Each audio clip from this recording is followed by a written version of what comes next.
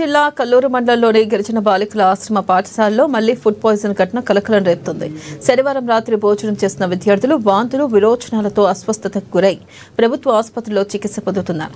ఇదే హాస్టల్లో మూడోసారి ఇలాంటి సంఘటన జరగడం తల్లిదండ్రుల్లో ఆందోళన కలిగిస్తుంది. ఇక అధికారులు ప్రజాప్రతినిధులు సంఘటనా స్థలాన్ని సందర్శించి పరిస్థితిని పరిశీలించారు.